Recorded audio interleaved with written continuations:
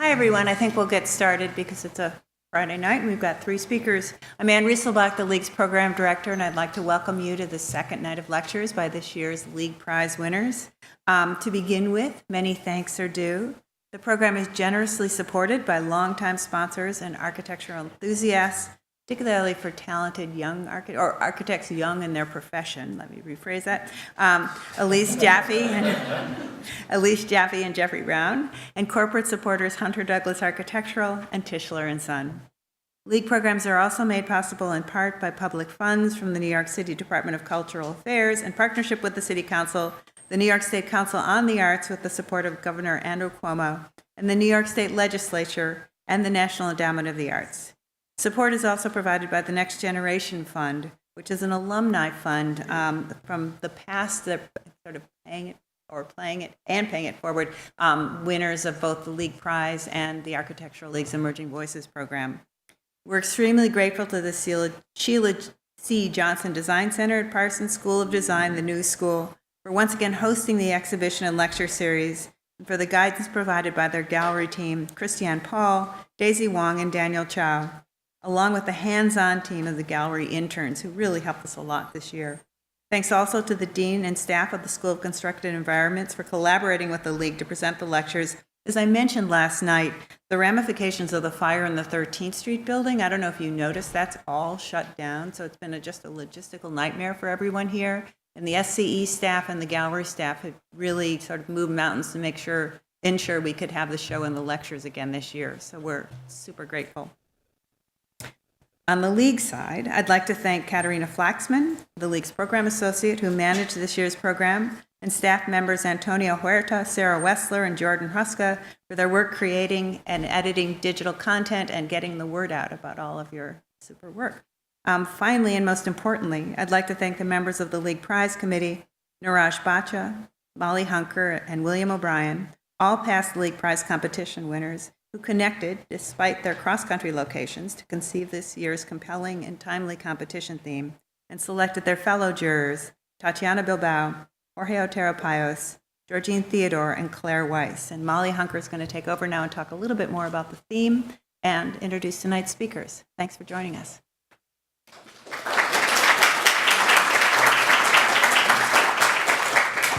Hello.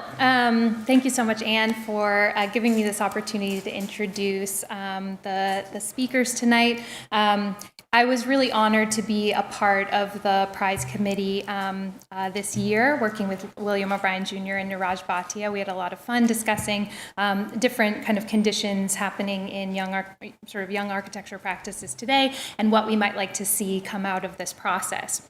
So as you guys know, this year's theme was objective. Given the diversity of objectives that comprise the discipline of architecture today, this year's call for submissions asked entrants to consider objectivity as simultaneously elevated and undermined. How we may understand the facts and fictions of architecture today as just different truths with which we work. If an objective implies an action, then how we may act as architects and designers, what our actions achieve, and how we argue for a design speaks to our larger sets of values and the agency of our design. As architecture increasingly finds itself visibly embroiled in a plurality of objectives, from social, economic, political agendas to experimentation with materiality, structure, and perception, amongst many others, we were curious how young practices prioritized and balanced these various goals and intentions. In our deliberation, the jury looked for ideas and work that intentionally managed the relationship between the subjective and objective motivations in architecture and clearly defined those within their pursuits.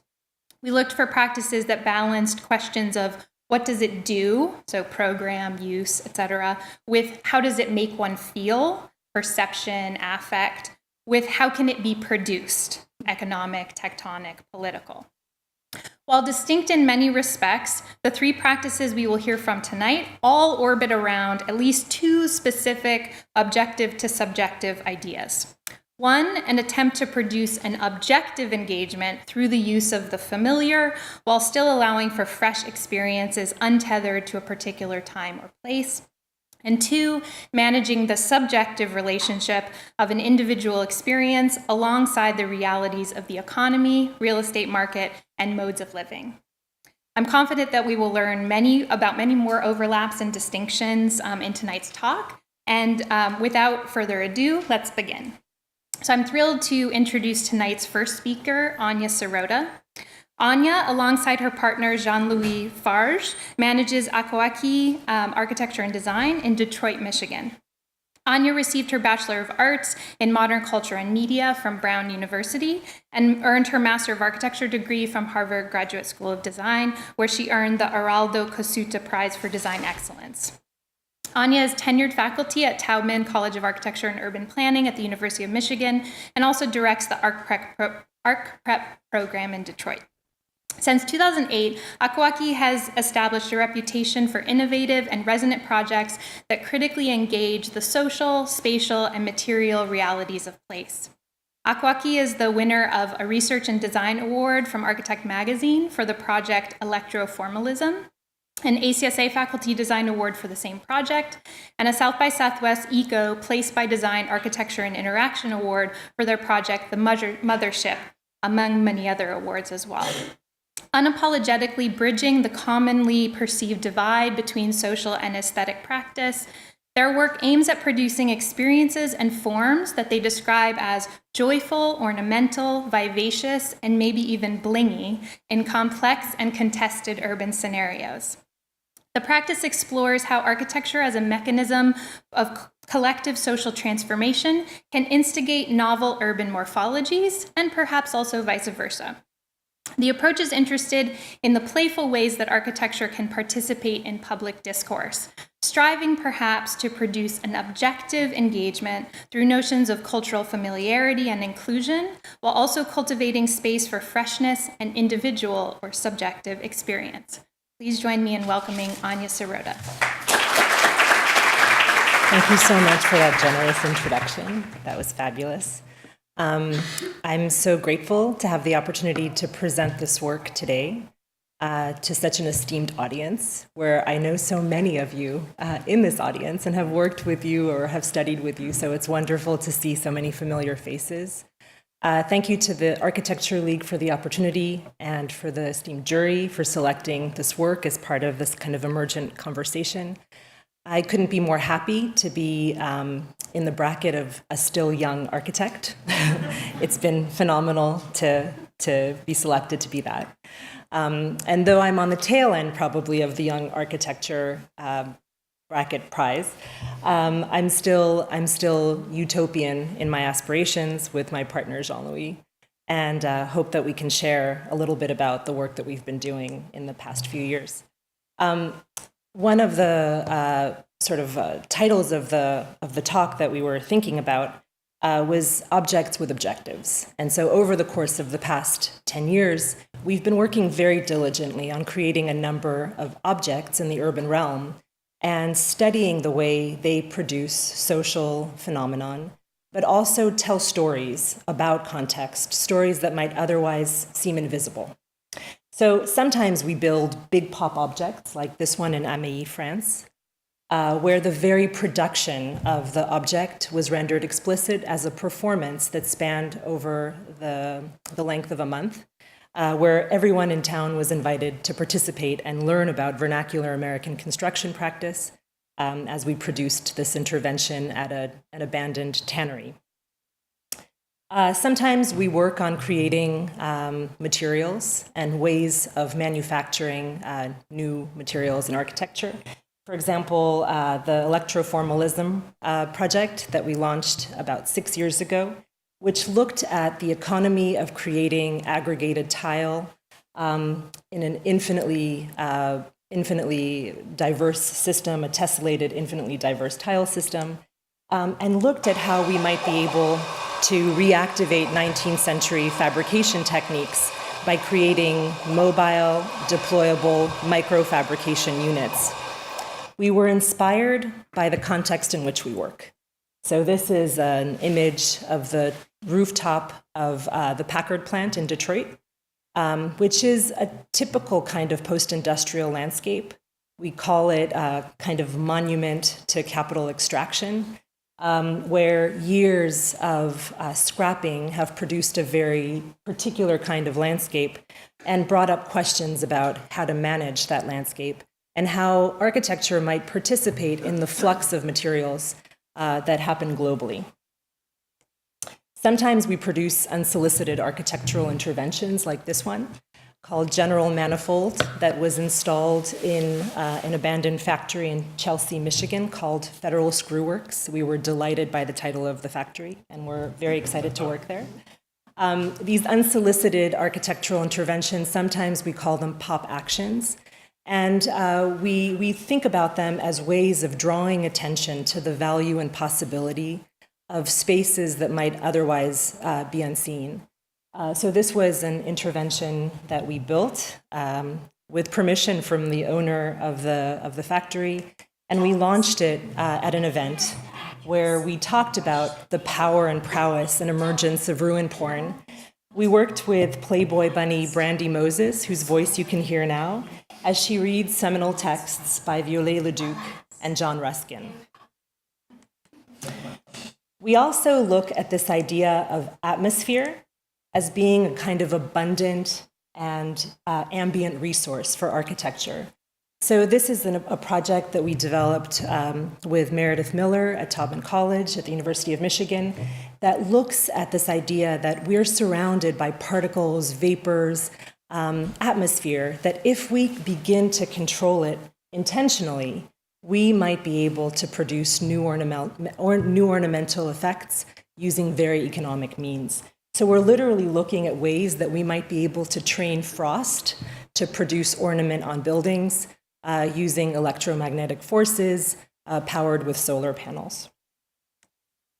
We also love pop, punch, graphics, and sometimes we work on creating interventions that test the possibility of human occupation of the supergraphic. This is a project that we produced with the Los Angeles-based architect Stephen Christensen called Beta Movement that tested that possibility of creating a saturated experience using very simple vernacular materials and geometric opportunities. This project was inserted into a storefront on Hollywood Boulevard, and it explored how this kind of calibrated spatial possibility can produce social affordances where people begin to act and occupy space and imagine their own red carpet moment. So all of these efforts, like Molly introduced in the introduction, they attempt to bridge a kind of commonly perceived divide between social and aesthetic practice.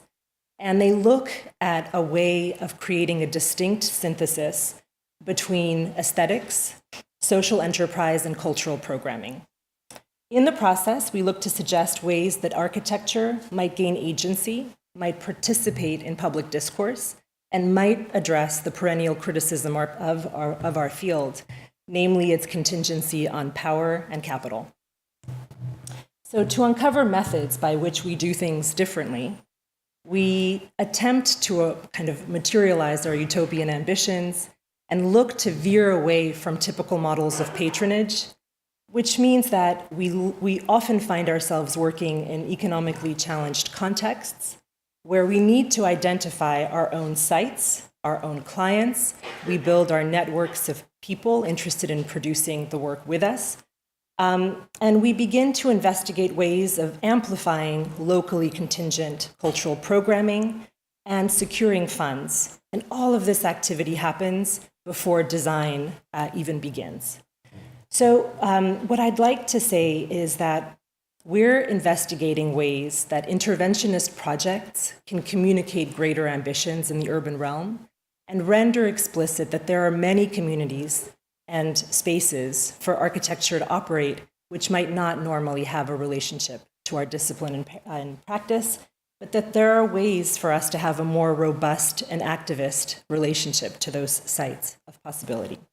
So in an effort to unpack how we work and the ways that we work, there are three major elements that find their way again and again into our activity as a studio. The first is iconicity, and here we kind of have to go back to a 90s semiotic rendition of sign and signifier. But if iconicity is the relationship between a form and its meaning, a kind of implicit relationship, then we're looking for ways to mine local context for the ideal icon to deliver a kind of narrative punch so that we can render explicit something that is otherwise invisible about a given context in which we're working. So if we get that iconicity right, if it's generative, then its meaning is often preceding the meaning of our own research in a particular context. So let me unpack it a little further. This is Oakland Avenue in Detroit. It is the main commercial strip of the North End neighborhood, which is a historically African-American neighborhood very close to the city center. It's distinct because it captures many narratives and much of the local imaginary about what was a very lively and exciting space in the city. Today, a visitor to the North End would be hard-pressed to read any of the signs that local residents might read in the way that they perceive their neighborhood. The statistics are a little bit glum. So 70% of the buildings are missing in the North End. 40% of the population is living below the poverty rate. There are very high rates of illiteracy, but this is a 95% African-American neighborhood that's been historically living in this place and taking care of the North End for quite a few generations. So while this landscape is illegible and difficult to read as a kind of site of potential, we began working there and starting to understand how we could possibly see this as an instigator for architectural work. So this is the Apex Bar on Oakland Avenue, a rather innocuous vernacular commercial building. And when we first looked at it, we couldn't read anything particular about the site. But very soon, we discovered that John Lee Hooker had written "Boom, Boom, Boom" in this building, and he'd occupied the second floor of this building for a number of years. Or we discovered this storefront. Again, nothing extraordinary, kind of layering of advertising and aerosol art. And then we discovered that Bootsy Collins purchased his first pair of sunglasses in the store some years back. And then finally, we discovered the Phelps Lounge. And the Phelps Lounge, it had a particularly powerful grip on the collective imaginary. This apparently was the site where George Clinton transformed into Dr. Funkenstein over the span of 3 eventful performances. And so anyone we talked to over a certain age in the neighborhood had an incredibly powerful connection to George Clinton, the kind of father of funk. And we began to learn more about the music in the neighborhood and the fact that many of the working class musicians who had started off working with George Clinton still lived in the neighborhood. And that kind of symbolic order, the Afro-futurist aesthetic that George Clinton introduced was very powerful in the collective imaginary. So we started to think about how we might be able to, channel, we do it one more time, it's testy. How we might be able to channel some of that history of place in order to produce a signifier that could communicate some of that cultural production, the prowess, the possibility, the excitement. And this is what we did as a diagram. This is the production of a diagram of our project for the mothership, which we thought would be a good way to communicate the aspiration of a flying saucer, of a mobile DJ booth that could activate open space, vacant space in the community. And so this is the object that we built, a blingy space capsule that channels some of the aesthetic sensibility of the original, but updates it by using car customization techniques, gold vinyl, apertures, psychedelic effects on the skin. And then it cracks open to reveal the DJ inside. So whether that's nighttime or daytime, we use an ample amount of smoke. It's a little scary. And then when it's not functioning as a DJ booth and there's an event happening, it works as a kind of urban signifier, lighting up open territory and illustrating that events are happening. Sometimes the mothership travels a bit far. Here it is in Flint with Ife Bay at the festival. And more often than not, the mothership lives in an unmarked garage that we call the 1 Mile Project, where over the course of the last 4 years, the mothership has been the instigator of events where anyone in the community could use the space to create performances.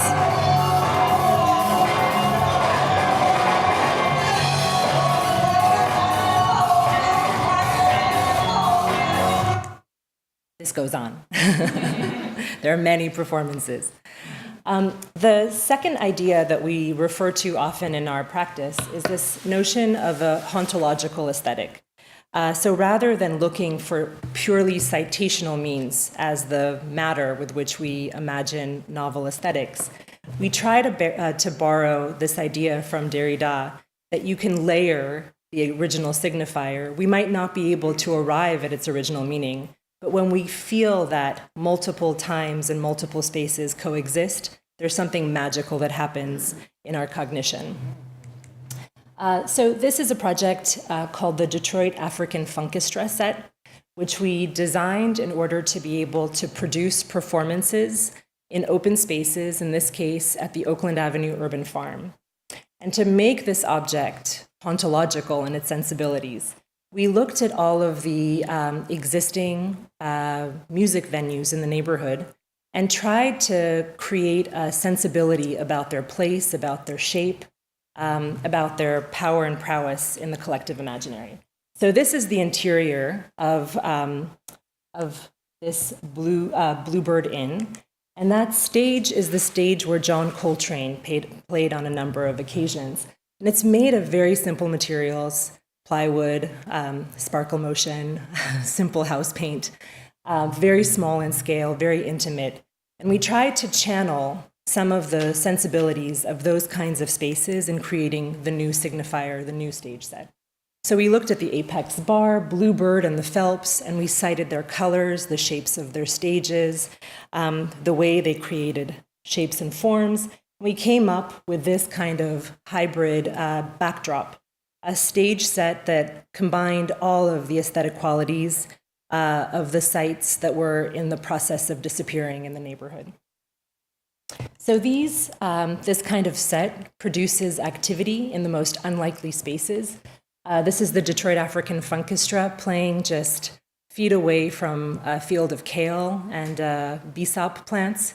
But for a brief moment, it produces the possibility of a collective activity in a site where very few signifiers are available to create a sense of continuity between what has once existed and a future possibility. This is the beat jazz cyborg Onyx Ashanti playing with the band. And the way we put these figures together is very simple, again, using vernacular materials, a kind of puzzle piece that can be brought together using hand tools and configured on site to produce pop effects. And here it is, traveling to the Saint-Étienne Biennale, reconfigured for a larger scale site. And finally, the technique that we turn to very often is a kind of situational ethos. The idea that architecture can sponsor activity, not just through its signification, but through its connection to locally rooted culture and programming. 2 years ago, we began working with a group of artists who were really concerned that Detroit's Art Council had been closed many years even before the bankruptcy. And so these artists were interested in creating an artifact to both instigate situational activity, but also to disseminate a narrative about the need for a new cultural council in Detroit. So this is an arch that we produced that was designed to clip on to existing buildings, and when it was clipped onto those buildings, to signify that a collective institutional entity was in session. So working with these artists, we produced a number of events that were signifiers, but also ways of drawing attention to a political scenario in Detroit. And the basic idea is that architecture could both build the arch, the signifier, the threshold to the cultural activity, but also help build a parallel institution. The arch itself was composed of local artifacts designed by artists that we reconfigured, even our own. Our mothership made it into our self-reflexive arch.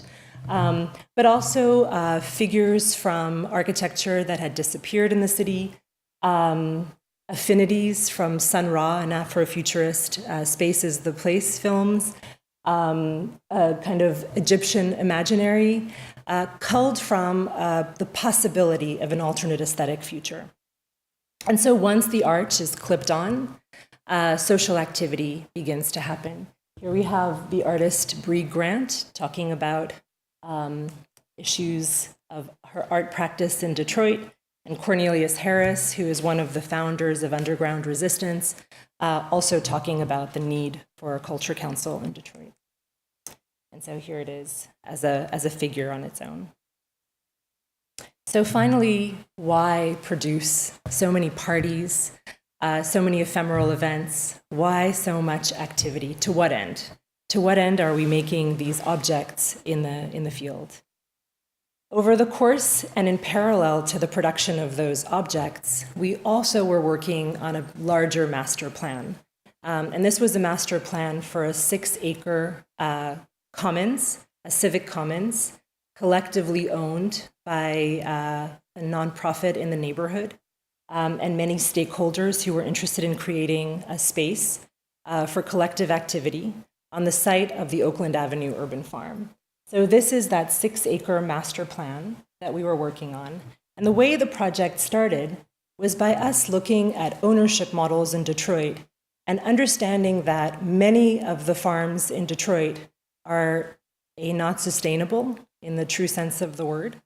And also they operate on squatted land. So this is a map that shows the properties that are owned by speculators in Detroit. It represents more than 25% of the city. And this is a map that shows the properties that are owned by the land bank, that are held by the land bank. So we started to look at the way speculators were operating in Detroit. What are their ways of purchasing land? What are their techniques? What are their methods? And we imitated some of their techniques by bringing together a group of moral investors who together attempted to purchase and gift land to the urban farm to create a land trust. So over the course of 2 years, we were able to secure the 6 acres for the production of the civic commons. And currently, we're working on 3 of the permanent infrastructures to create a series of cultural assets for the North End community.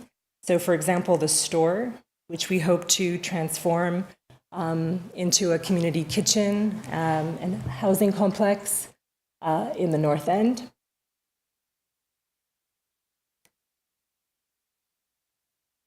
Feed the rhythm, feel the beat. I'm sorry. And then we're also we're working on transforming a residential house into a hostel. And this is the section of that structure. And finally, this month, we're starting the rehabilitation of the historic Red's Jazz Shoeshine, which was once a shoeshine with an amazing speakeasy in the back, where Smokey Robinson played and other tremendously famous vanguard musicians. And so we're looking to reactivate that program as well. So our ephemeral interventions help draw attention to the possibilities of cultural programming, civic assets, and investment in communities where normally investment is very difficult to achieve. We've been able to raise more than $1.2 million over the course of the last 5 years to realize some of these projects. And in the meantime, we've also looked at modes of representation that could be more inclusive and can communicate with a broader audience. So looking at the work that you'll see in the gallery, this is a sample of the way that we've been exploring ways that architecture can communicate through pop graphics, bright colors, legibility, being literal in the aspirations of the artifacts that we're deploying in the field.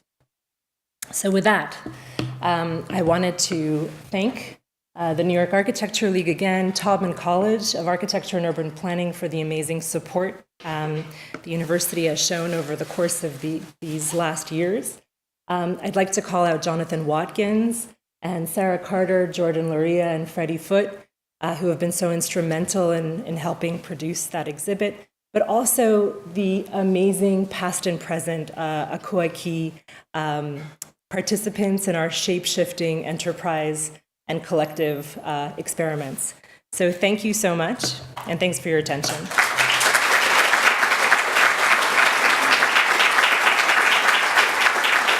Okay, so the next speakers tonight will be Alison von Glinow and Lapchi Kwong of Kwong von Glinow in Chicago, Illinois. Alison is a Chicago native. She earned her Bachelor of Arts in Architecture from Barnard College at Columbia University and her Master's of Architecture degree from Harvard University Graduate School of Design. She is a board member of the Chicago Architectural Club and also a part-time professor of architecture at the School of the Art Institute of Chicago. Lapchi grew up in Hong Kong before moving to Seattle for his undergraduate education at the University of Washington. He then went on to earn his Master of Architecture degree from Harvard University Graduate School of Design as well. Lapchi is also a board member of the Chicago Architectural Club, and he is a part-time professor of architecture at the Illinois Institute of Technology in Chicago. The office that Alison and Lapchi manage together, Kwong von Glinow, is in pursuit of architecture for all to enjoy. And at the very least, the juries of competitions and awards certainly seem to be buying into their mantra. They are the winner of first prize in the New York Housing Challenge 2017 for their project Tabletop Apartments, first prize in the Hong Kong Pixel Home Challenge for Towers Within a Tower, and first prize in Chicago Prize by the Chicago Architectural Club for Grand Lattices on Lakeshore Drive. Their work leverages simple and familiar and primitive shapes and forms to widely engage. Their ideas of smuggling architecture, which inserts specific, perhaps subjective, architectural interests and disciplinary agendas within more conventional architectural environments, and borrowing the familiar, which aims at producing a collective engagement and connection between people, each speak to the objective-subjective balance of their work. Systematic and logical, but also sensitive, specific, and personal. Please join me in welcoming Alison von Glinow and Lapchi Kwong. Thank you very much, Molly, for the introduction. And thank you very much for coming tonight. We're so honored to be here among the other winners and having participated in the League Prize, setting up the exhibition together with the other winners, and now hearing each of us tell our stories of what objective means to our practice and how we build architecture. So it's been a really fascinating week together here in the gallery, learning and working with the other architects in this room. And we also want to say thank you to Anne Rieselbach and Katarina Flaxman for putting together this amazing exhibition and event. And we also wanted to thank our team in Chicago and say that it's also just an amazing experience now to be in this room, looking out and seeing so many familiar faces, friends who we've worked with, and our mentors who have helped bring us up in this profession and supported us along the way.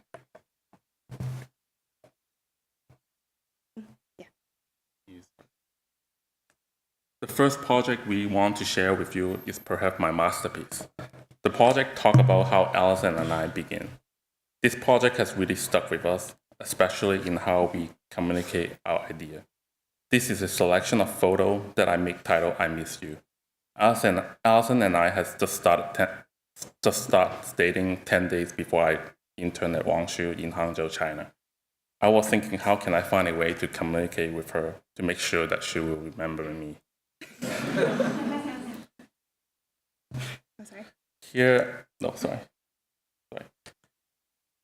Here, I cut out I miss you letter of 36-inch board and placed them in the park. People was looking at me and asking what is this for. After work one day, I was still in my model making mode. I quickly make a maze composed of walk forming the letter I miss you. Sometimes I need to find a way to do two things at once. Here I both drying my laundry and able to create I miss you. My clothes got pretty wrinkled. Here, while having breakfast, the traditional ham and macaroni soup, I use a fork and knife as a model tool to write I miss you. I don't know how I had time to do all this while I was interning for Wangshu. This is the most time-consuming one. I stack plastic cup to make the I miss you. Here, while having dinner with a friend, I reformed the toothpick after dinner. The last one I will show today is that I miss you tablet in stair riser on Hangzhou campus designed by Wangshu. I want to show you this because we learned early on that communication is very important. As we have started our firm for the last year and a half, we have continued to develop our communication language between Alison and myself, between us and our team, and as well as us with the board audience.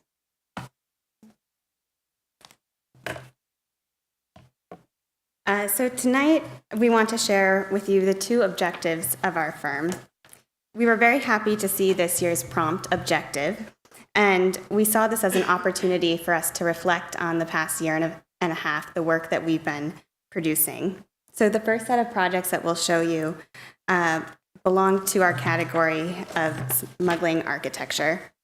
These projects are generally smaller in scale and more intimate with their user.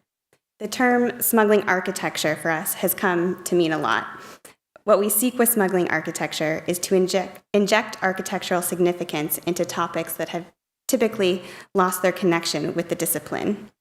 And as with the name smuggling, these projects seek to both conceal a hidden architectural agenda and at the same time engage with the user. We use this as an approach to design in order to foster a broader interest in architectural values, as we believe in the significance of how architectural order can positively influence meaning and experience in everyday life. We came back to Chicago a year and a half ago, from Switzerland, where we have been working for Pakistan and German. We find it relevant to continue this research I had begun at the GSD on American suburban home. Believe this or not, this is the #1 top-selling home under 2,000 square feet in America.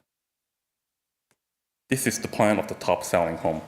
We understand that there are a lot of good features in the layout of this house. For instance, the kitchen has a single line access to the garage in order to bring grocery more easily.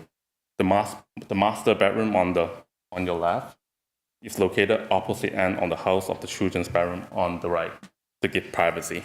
The dining room, kitchen, and living room are in the center of the house, making it a great space for gathering with the family and guests.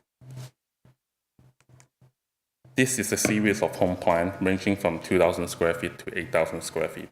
Each of the different programs of the home are color-coded. Pink is the breakfast nook, dark blue is the foyer, gray is the garage, etc.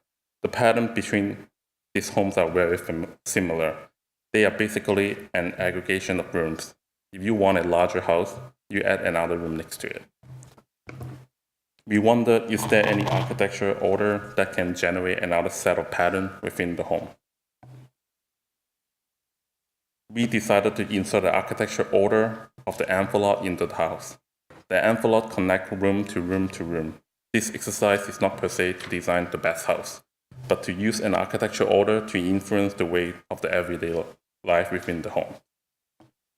From the exterior of this large model, the house outlook completely normal. The interior architectural order has not disrupted the exterior.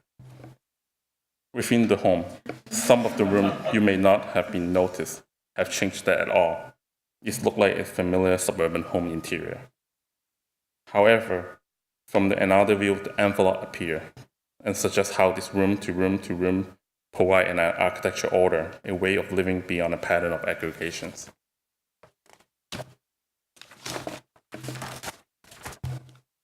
This is the view from the other end of the envelope, where you can see how envelopes have manipulated the interior partition of the home.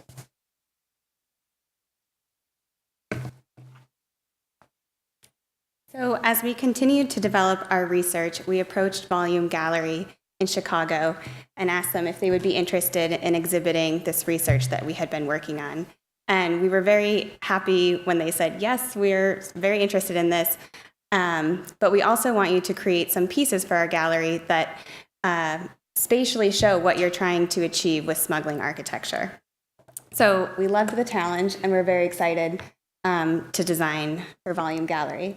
So on the left, this is a room where it will hold the research of this project, and on the right is where it will hold our objects that address smuggling architecture. So to begin to understand how we would reinterpret smuggling architecture into a physical form, we revisited the model home that we had built, and became very interested in all of the seams that the crown molding created once the enfilade had been pushed through the home. And all of these interesting moments began to occur. So we looked at crown molding and began to understand its significance within the home as both a symbol and its use. So first, the familiar profiles of crown molding present themselves as domestic artifacts within the home, while second, crown molding's true purpose within the home is to serve as a contractor's means to conceal a joint. And so from a selection of crown molding profiles, we created a series of crown molding artifacts that were liberated from their context within the suburban home.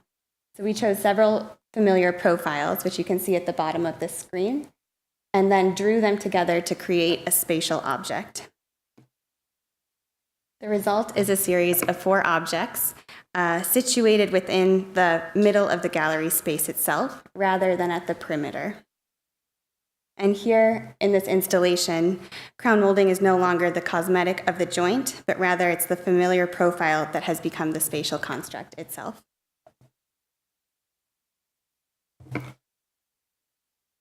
This project is our first commission since we began our office 18 months ago. This is an apartment renovation in Hong Kong. Hong Kong is very similar to New York in many ways. Every square foot, you could even say inch, is valuable. Storage often becomes the greatest issue for the home. When we begin the project, our client gave us 2 inspirational words for what they want: clean and tidy. In the existing plan of the apartment shown here, storage is achieved through a collection of ad hoc furniture pieces, squeezing storage space whenever they can. We decided to reform all of the storage into a single entity within the home. Rather than rely on part-to-whole storage product, the storage T organized divided all of the space within the apartment. Each is a thick wall with a storage accessible on both sides, as well as threshold each of the room in the apartment. The insertion of the storage T perhaps seems very bold from the physical model. It looked like an imposing object, and you probably would not say has been smuggling into the home. However, at the eye level, the T storage just become another wall within the apartment. The texture of stained black plywood with the division of the shelving system provide what the clients need. Smuggling is not something obvious, but rather smuggle an architecture order to enhance what the clients need. So this next project we'll show you is a single-family home we're currently developing in Chicago. Here you can see it's on a typical site in Chicago, in a residential neighborhood, although it's on an alleyway leading to the back, which is also a typical lot type of Chicago. Since a home would be located on an alleyway, we quickly understood that we would need to address privacy, yet also capitalize on the additional facade that could bring in light along this alleyway. As a form, the house clearly belongs to the traditional typology of the single-family home. There's a pitched roof, and in the city of Chicago, this is also built up on the traditional 5-foot basement. However, within the home, the traditional sectional experience of living spaces like kitchen and dining, which are on the ground floor, and kitchen and living are on, and bedrooms on the second floor, we instead flip this to maximize privacy and increase the amount of daylighting. Here, on the ground floor, houses the 3 family bedrooms, which are all accessed off of this interior courtyard hallway, which faces the alleyway, while the bedrooms face the adjacent apartment building behind this wall.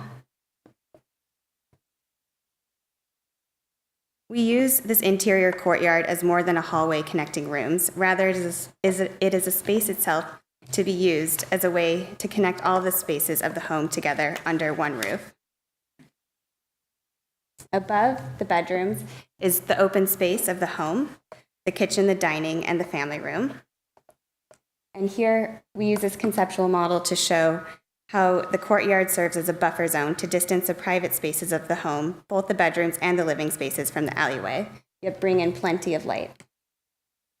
Again, the conceptual model showing the more opaque downstairs private spaces where the bedrooms are held, and the upstairs open areas where the family can gather together. And again, the same concept of the open exterior, although this is now facing the adjacent building where the bedrooms are facing a brick wall and having a private space. Upstairs, it bridges between the open alleyway and the adjacent neighboring building as a very urban condition. And looking through this, you can see how the open space of the exterior, of the interior, bridges the 2 sides of the site. By inverting the typical domestic section in this project, we seek to smuggle a new way of living into this traditional envelope. And our second objective that we would like to share with you is called borrowing the familiar. For us, the familiar speaks to the collective, to memory, and to a common understanding. There's a legibility and specificity to the familiar. The familiar is relatable, we get it. The familiar takes away the need for acquaintance because we are already familiar. The familiar for us is form, primitive figures, primary geometries, or an open circular space that people innately know is a space for gathering. Borrowing the familiar stems from the belief that architecture should connect to the people who use it. And for us, we borrow to share. This is our competition design for the ADA ramp for San Antonio City Hall. In the beginning, we do not want to design just a ramp, but to create a place for people to gather in addition to a device that bridges ground level to a City Hall entrance that is 6 feet above grade. We use a trapezoidal shape to accommodate a ramp that met the ADA slope requirement. From this new point, we cut out a circle, create a new plaza for people to gather. The circle is a familiar form that everyone recognizes as a space for gathering. As you have probably noticed, we make a lot of models. We use this to test our design intuition for how people would use space. Here, we were encouraged by the familiar form and how you would foster a space for people to come together. The next project is, last summer we designed a gateway for Chinatown as part of the open call competition. Instead of coming up with a new form for a gate, we overscaled the traditional moon gate and placed in the Manhattan Chinatown. This form set itself apart from the urban context along Canal Street. A staple of the Chinese architecture, the familiar form of the moon gate threshold captured a lush urban landscape, as well as a commotion of community within the circular frame. The enlarged form of the gate became the new yet familiar icon for the area. Tower within a tower is our first prize proposal for a housing competition in Hong Kong. Majority of the people in Hong Kong living within a tower. Instead of saying I live in this tower or that tower, we were thinking how about each person or family can say they have their own tower, as a way for the individual to claim the identity within the city. Apartment units are typically inhabited as a horizontal slide. However, we thought, what if we stack the space of the apartment one atop the other vertically? so that each unit becomes their own tower. 3 basic unit type compose tower within a tower: a studio unit, 1 bedroom unit, and a family unit. Each tower unit is unique in their proportion, organization, and color, using a familiar tile work and color of Hong Kong. 8 units are situated in the 9 units are situated in the 9 grid with a central core. When the unit aggregate next to one another, they produce public outdoor space for community to share. This becomes more than a corridor, but the space for the community of the residents. So the last project we'll show tonight is our proposal for housing in New York City. Here, the call for proposals asks participants to rethink how people can live together in New York City and more densely. So for us, we were not interested in just trying to create a solution that packed in more people, but we were interested in creating a space that reflected a new way of living that is both individual and collective, and a new way to share space together. So we began with the unit itself, and we used a system of modules based on the form of stacking tabletops. Whether a round, square, or rectangular table, these forms are very familiar across cultures. And we use this as an infrastructural base for our tabletop apartments. And borrowing this familiar form, this easily was able to be used for the unit itself. The tabletop became the space of the apartment, and the legs became the infrastructure to hold up the unit. And then sandwiched between these 2 pieces was where the unit would be held itself, and it would negotiate the space between the tabletop on top and the tabletop on bottom. And this modular geometry is based on a 25-foot grid, which was able to flexibly accommodate the various lot types of New York City. And so here, this is a single wide unit on a typical Manhattan block, 25 feet wide by 100 feet long. And here we created a 4-story walk-up. And then here, this is a tower where we aggregate the modules horizontally and vertically to create cascading balconies. Most importantly for us, in addition to the visual accessibility of this project, is what brings the units together. It's in this space where housing is not just about creating spaces for the individual, but also for a community of residents.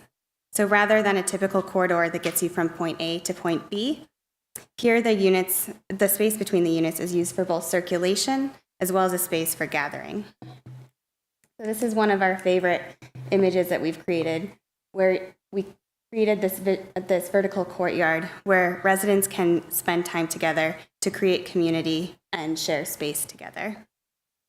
And outside in the gallery is our 10-foot long model that describes this project of the tabletop apartments. The two acts that we share, smuggling architecture and borrowing the familiar, these are not hard and fast rules for how we design, but these are the 2 attempts that we are using to make architecture accessible to a broader audience so we can enjoy architecture together. Thank you.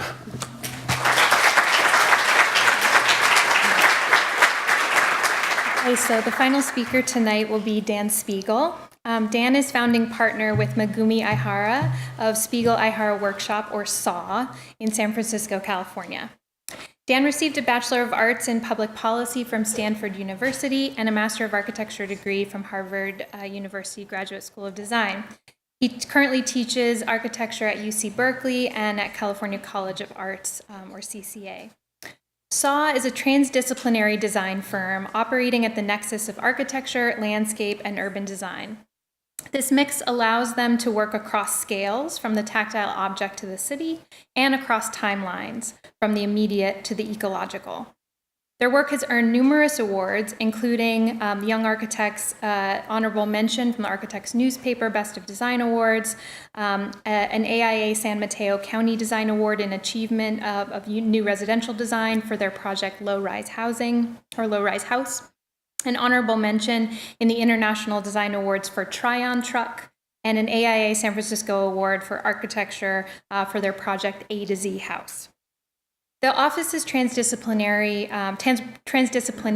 I think, also speaks to an interesting relationship in their work between control and lack of control, between specificity and ambiguity, maybe even between the objective and the subjective.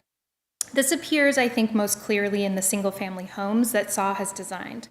There is an inherent struggle between the custom individuality that's so easily designed and produced in the single-family home typology, relatively speaking, and the market-driven desire for the collective or even objective value. The balance and conflict of these two conditions seems to be developing into ripe territory for the office and allows them to produce work that, while being designed specifically to a very particular environment, economy, program, and/or client, also develops wide appeal and multiple understandings of inhabitation and use. Please join me in welcoming Dan Spiegel. Thank you so much, Molly, for that kind introduction, and also for your part in shaping the prompt for this competition. It has led to, I think, is a really fascinating collection of work that also seems to have a lot of heart, which is, I think, a really positive thing for us all.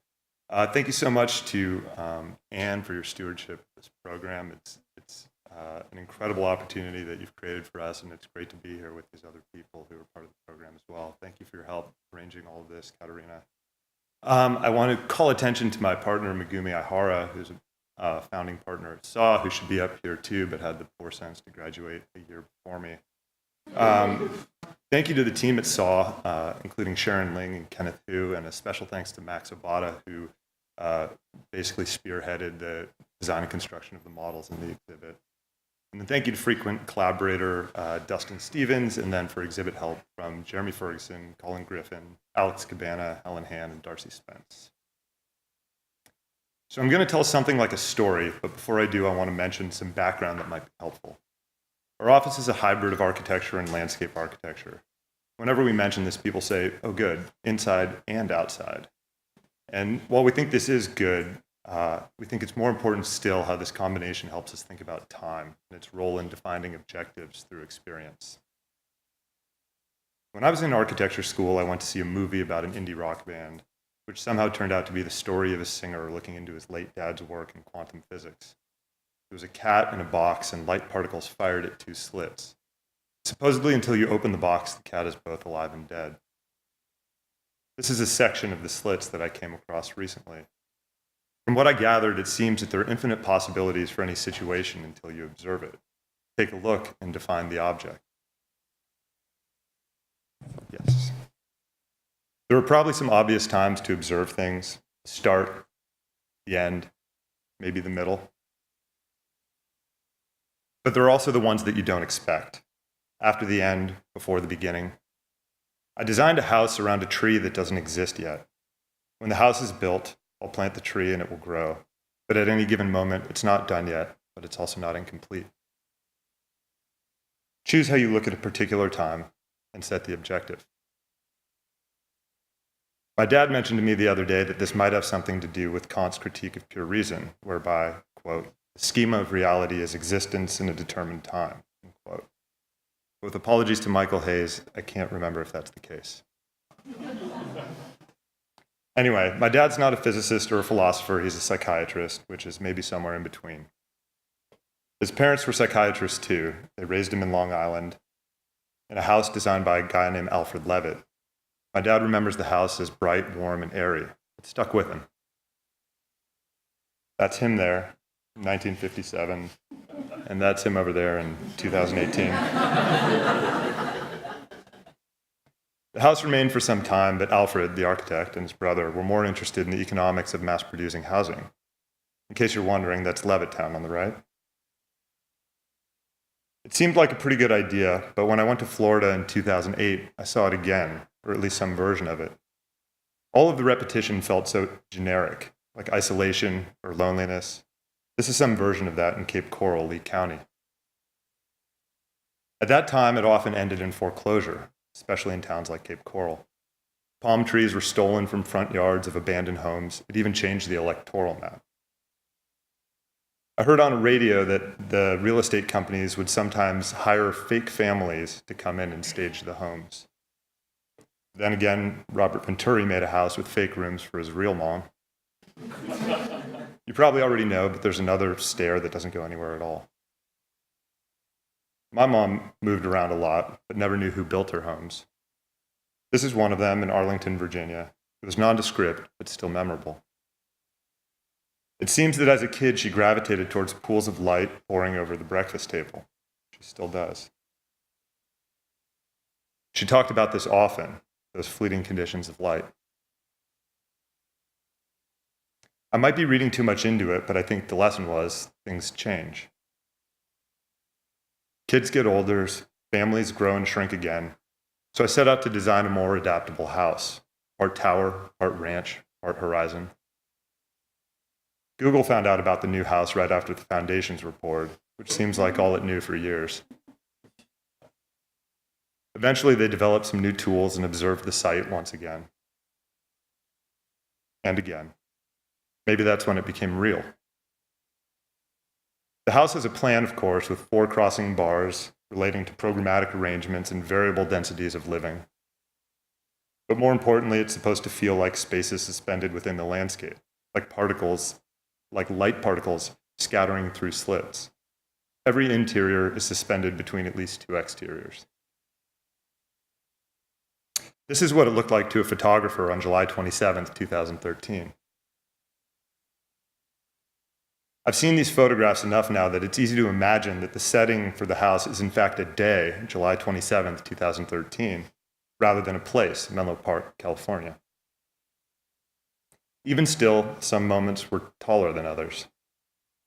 Some longer. Some less defined at the edges. Some more continuous. And some entirely fleeting, despite the solid materials. This is how it looked to me at a particular time that day. And 20 minutes later that day, some things change faster than others. It might be entirely different on another day. I've come to realize that the landscape shapes buildings whether you think about it or not. Seedlings grow into trees and spread into ecosystems. It's also just space, like anything else. To the garden is the bedroom a courtyard? Which one is changing more slowly? I started to wonder, how do you know what something actually is if it changes every time you look at it? We designed this little structure to change, but notice that it behaves a little differently when it lives on Treasure Island. Some of this is just a regular routine. Arrive, open the door, fold open the walls, hang the bench and desk, and invite people in. But places like Union Square in San Francisco seem to agitate it in other ways. Maybe all the attention requires a bit more privacy, more modesty, or maybe a little less. Certainly this setting seems to be a little less. Anyway, this is the only location where you can always find the truck. It's meant to be flexible, but this one was always a nomadic lingerie store, of course, with changing rooms and algorithms for finding bras, and as much privacy as you're in the mood for.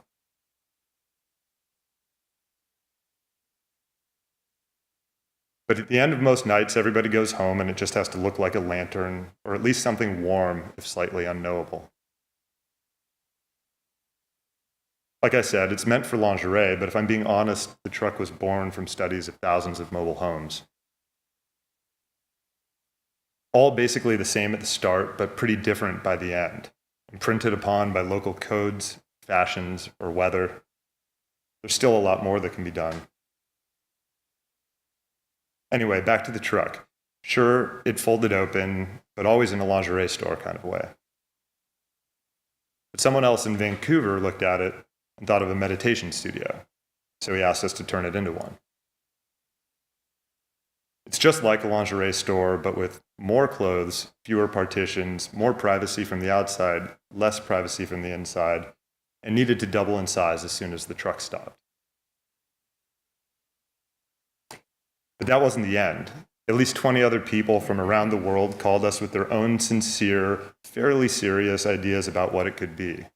a coffee shop, a Christian bookstore, an artist cabin, a fast casual cafe, a DJ booth, a jewelry store, a sunglass boutique, coffee scrub skincare shop. Eventually, we had to make a chart to keep the project straight. Just last week, we actually started turning one into a barber shop. I saw another company testing out naps on a truck. Always up for an adventure, I stopped in. I thought the nap was pretty good, and I bought a mattress. Coincidentally, they asked us to design a new office and workshop for them a few weeks later. I wish it always worked this way. This is a nice truck, I should note, but we did not design it. They were mostly concerned about where the different walls would go in order to separate out all the different things you do in rooms. It was a fair point, but we were more interested in the continuity and textures of the ceiling. Since we were trying to drape curtains made of steel and hang a cloud made of pillowcases. It's not every client who has 117 extra pillowcases sitting in a warehouse nearby.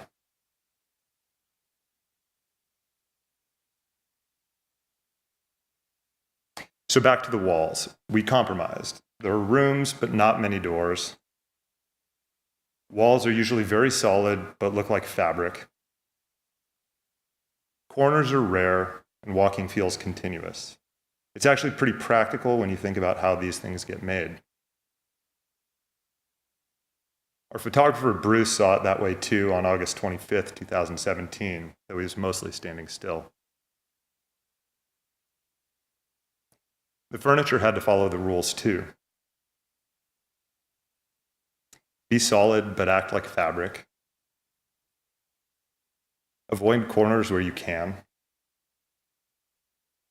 And try to maintain some continuity between things. A few years earlier, we spoke with a Sioux tribe from South Dakota. They were promised some money to build housing. And while money is temporary, traditions last a long time. So we started by designing a pavilion for the yearly powwow to be built with the tribe out of local materials like rammed earth and straw. Really, we were trying to design a process. But a process can be a place too, and it can be helpful to have a place to make plans. Each fall, the pavilion gets a little bigger, so the younger generations can practice building. Each year, there's more space for the community to gather. And with practice and planning, make housing. And as the tradition goes, the money stays here. The older clusters of structures are still there too, like a physical memory. I heard on a podcast recently that every time you remember something, you damage the memory a little bit. That makes it tricky to design a memorial, including this one for Harvey Milk. Lots of people care about him and have their own image in mind. You see images of his face the most often, but if you zoom out, he was often up on a soapbox with crowds of people around him. Each of those people has their own image in mind from their own particular point of view. But these images often compete, and the more you talk about it, the less you might actually remember. A structure is a start, even better if it reflects the community, literally perhaps. But the thing about a movement is that it doesn't stay still. Maybe a memory can be better served through a kind of procession, a sort of ritual about a person that you can know and do without really having to think about it too hard. Maybe it becomes more of a habit than an effort. Would that leave the real memory more intact? I think it matters when you see a place. If you happen to be in Tahoe on Labor Day, for instance, first you notice the mountains, of course. Then you might see all the estates around you and think they're going to good use. But it turns out most of the time they're empty. There's a 65% residential vacancy rate in the area. I'm sure that's frustrating to the seasonal workers in the winter. Surprisingly, most of the vacationers come in the summer. It seems that everyone might benefit from sharing. Sometimes you need a whole house. Often you just need a part of one. And everyone has different ideas about when to stay, so why resist that? This is Martin Luther King weekend, probably in 2 years. On January 20th, for instance, the homeowner and her family wake up in the Red Tower, while their friends from Vermont are playing with their kids in the Green Tower, and 3 lift operators here for the season from Chile rent space in the Blue Tower. The couple from Vermont hears about the best trails over breakfast from the younger lift operator, while Grandma reads stories in front of the fire. They just met. You can divide up the towers if you want, but you don't really need to. If you ever run out of room, you can always add a tower and connect it. Most of the action is in the spaces in between. It looks a little different every day. I met a couple with the most unusual house, in that it was totally typical but meant for a different place. It was low and freestanding and seemed overwhelmed by the city. I kept drawing the elevations as carefully as I could, noting the neighbors and at least some of the textures. This one seemed to come pretty close, but I have to admit that I didn't realize the western light would turn half the windows gold, and the eastern light would turn half the windows blue at a particular time of day. I knew it was important to draw the depth of things. The building was pretty accurate, but as the trees grew and the shadow patterns became hard to anticipate. And then the couple got pregnant and had twins, and by the time the house was done, so in those drawings, it's hard to see, but if you look closely, the house has lots of space. And in the photos, it was just barely enough. Shortly after I finished school, I met an oncologist and his wife. They asked me to design a new outdoor space for throwing parties and playing with their son. There were old trees on a steep hill over a valley, and we decided to extend a path into the sky, capture the thrill of possibility. The son started high school, won a science competition, and then suddenly died of a brain tumor. It's hard to imagine their sadness. They told me they still go here, but this perch now brings them some solace. There was a story written in a magazine about the family a little while later. The oncologist's father said, quote, "From the very beginning, based on what I knew about this particular disease, I knew the chances of beating it were so small. It's more frustrating and anxiety-provoking when you know what the outcomes are. You feel helpless to do anything, and yet you try." I think about this a lot. Most projects start with an impulse of optimism, but outcomes are harder to anticipate, harder to define. Objectives change depending on how and when you look at it. So, we look again and again, even after the fact, hopefully from a new angle at each point. On the left is a hallway animated by the ginkgo tree in the courtyard. On the right, an oblique section at 12 degrees along the slightly torqued axes of domestic work and play. I already knew we could build a roof within a roof, but a new look at the section along line C revealed an opportunity for the intersection of internal and external light. Would the changes in color of the sky animate the interior of the critical oblique section at 7 degrees along diagonal from grid line 2A to the sunrise over Sutro Tower? It wasn't until we opened things up that we fully imagined the elevation detail at the edge of Planning Code Section 134 exemption, giving 3 brothers parallel rooms. Look again, and the shared moments become the most specifically defined in the satellite view at 36 feet above average site grade from the top of winter snowpack. The seasons become more stable if viewed from a worm's eye section, a frost line threshold 53 inches below natural grade. And the roof becomes the topography. Look again, and the stable image gives way to the convergence of processions between memorial and routine. at this particular moment, it's almost certainly not quite done yet. Thank you.